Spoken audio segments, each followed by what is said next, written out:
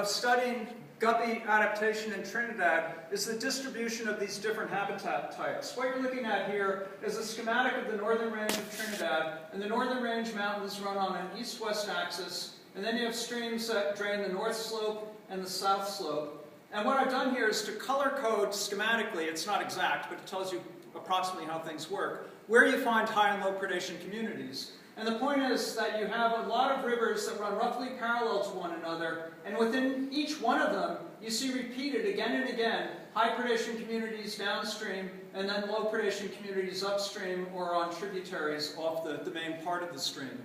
So it's as if, and we know from genetics that almost all of these streams represent an independent occurrence in which guppies have adapted to life with and without predators. And so the whole island is like a natural experiment because it presents us with natural replication. If I want to study how guppies adapt to low predation environments, I can go to 10 different rivers and find 10 different populations and have 10 different controls within each of those rivers and ask how do they differ from one another and benefit from the presence of that replication.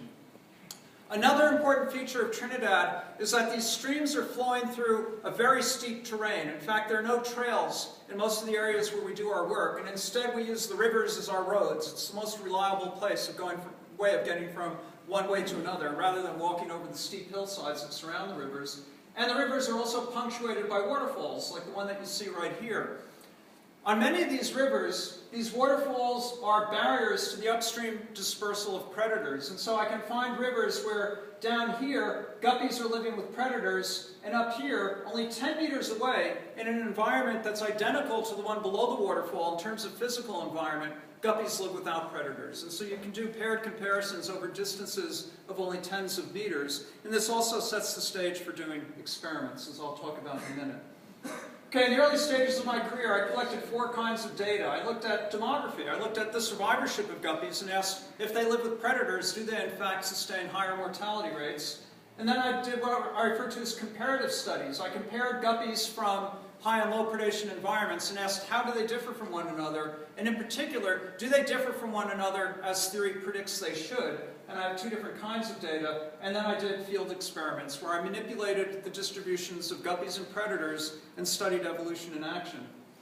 Okay, the first step actually didn't come first. This is something that took me about 10 years to develop, but it's how I study the demography of guppies. I do capture, mark, recapture, which has these wonderful statistics associated with it. But what we are, basically, are guppy tattoo artists. We inject little dots of colorized elastomer subcutaneously, and we have 10 different colors, we have 8 different positions where we mark, and we put 2 marks on each fish. And if you multiply up that combinatorics and recognize that you can use the same marks on males and females because we can tell them apart, then it means that we can recognize thousands of guppies as individuals in natural populations. And we do repeated marks and recaptures, which I'll describe in a minute, to make inferences about their mortality rates and other aspects of their population biology. Now, I want to distinguish a little bit between what it's like to do research in this kind of setting versus what it's like in a laboratory. When I'm doing extended mark recapture in the field, this is my home. This is where we spend our time in between days. And this right here is an invention that vastly improved my quality of life for extended field work. It's a Hennessy hammock, and it's a completely enclosed sleeping unit that has a built-in mosquito netting and a rain fly. And it's nice because I discovered early in my career that sleeping on the ground in the tropics can invite unwanted bedfellows. And so it's nice to be off the ground, but also your back is in considerably nicer shape when you sleep in a hammock than when you sleep on the ground. But this enables us to comfortably spend extended periods of time out in the field.